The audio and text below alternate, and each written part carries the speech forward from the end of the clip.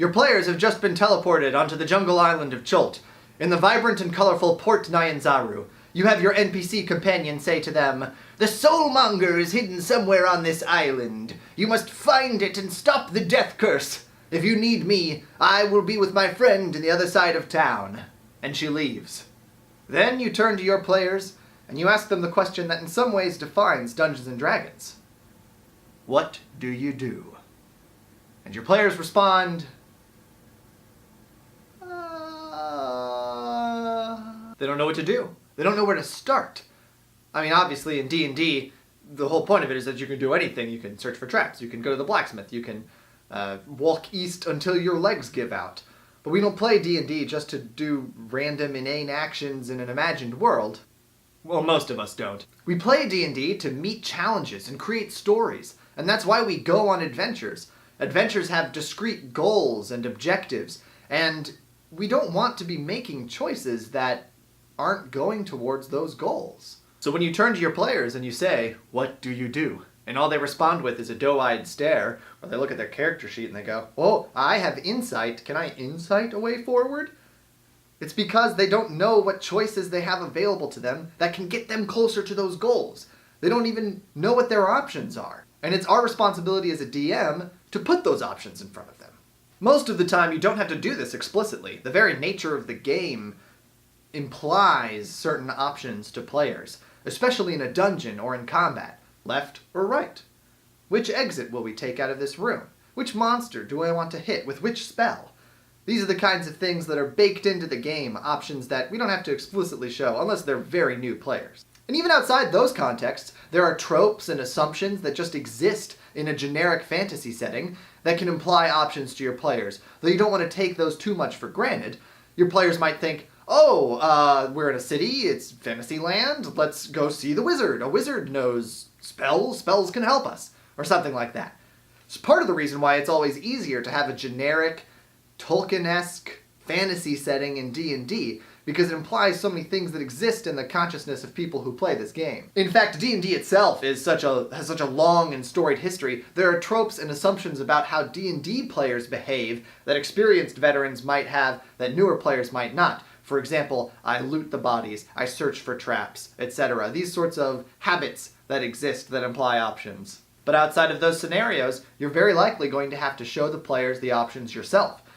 They walk into a party and you say, "Oh, the king is over there, presiding over the party, there's a group of people dancing, people buy the snacks, what do you do?" You've already implied several places they could go in the party, and presumably it's important that there are snacks and the king and etc. to the basis of their adventure. Or you tell them, "Your military advisor approaches," and he says, "Well, I can see 3 ways we can get away with this war.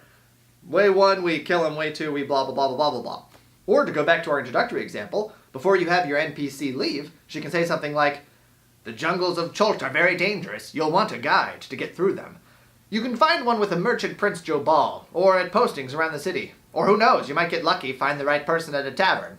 Boom! Now they got a few ideas of what to do. And, not only that, the choices that you put in front of them might inspire them to think of their own ideas of options to do, which is one of the great strengths of D&D. They can then grab that and run with it. As a side note, you don't want to ask, "What do you do?" if the answer is going to be obvious, or actually if the players have already answered the question. Players wouldn't say, "Okay, we're going to go through the forest to the firebird's lair," and you go, "Okay, great. You walk 3 miles into the forest. Now what do you do?" Gonna walk further into the forest? When you stop the action for a question like that, you imply that the circumstances have changed somehow. And if they haven't, that's just going to confuse players and waste time.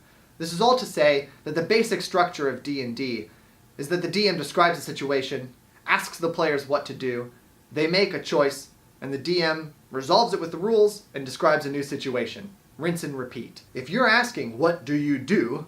to go between steps 1 and 2, and your players don't have an idea of what to do, they don't have those options available to them, or if you're asking them, "What do you do?" when they've already answered it, you're inserting an artificial pause in between 2 of those gameplay steps, and that interrupts the pace of the game.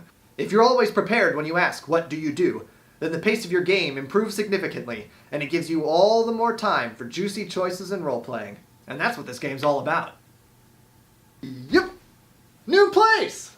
So it's been like a year since my last video. My friend needed his camera back, and it took until about now for me to afford my own.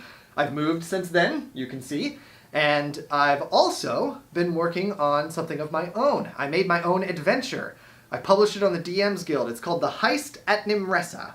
As the excitement for Waterdeep Dragon Heist was bubbling up, I thought to myself, you know, I had my players go through a heist adventure and it went very well. Maybe I should polish that up, you know, put a bit more meat on its bones and sell it on the DMs Guild. So that's what I did. The adventure's for like 3rd level characters. It's going to take about 6 to 8 hours. And what happens is the PCs meet a couple of lovable thieves who invite them to go to a heist, specifically at the fort at the edge of a despotic barony.